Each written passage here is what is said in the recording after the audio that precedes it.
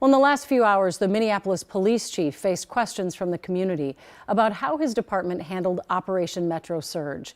Raya Katene was at tonight's Police Oversight Committee meeting.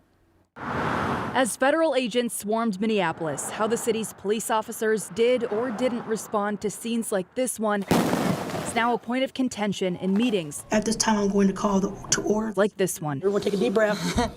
Deep breath. Responding to questions from the Community Commission on Police Oversight, Minneapolis Police Chief Brian O'Hara says Operation Metro Surge put his department and officers in situations they've never before encountered, especially as it relates to ICE agents on duty. Once we have federal law enforcement that are acting in the performance of their duties under federal law, you get a much more complicated situation. And again, it's one that just we are not trained on.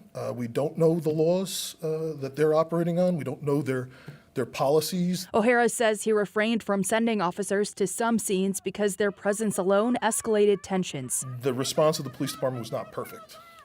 There's things that we could have done better, for sure.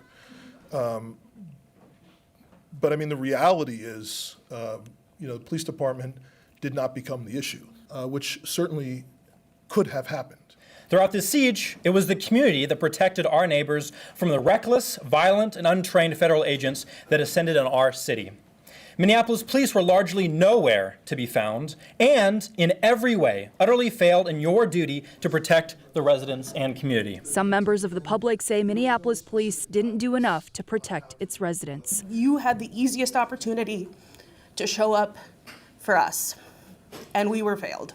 Our neighbors were failed, we were failed. We weathered the storm, and respectfully, sir, we did it without you. Meanwhile, some members of the commission say they hope to close the gap between what some see as a failure of the police department and what the chief touts as a good job by his officers given the circumstances. To see a bigger picture and to be able to work together. The chief also mentioned some reworking of his department's policy on immigration, which does state that MPD will not work with the feds on immigration enforcement, but that officers are also not able to intervene or obstruct agents from doing their work. More than a dozen people did speak up during tonight's public comment session, and with the exception of just a couple, they all felt frustrated with the police's response to this surge. Julie. Thank you, Raya.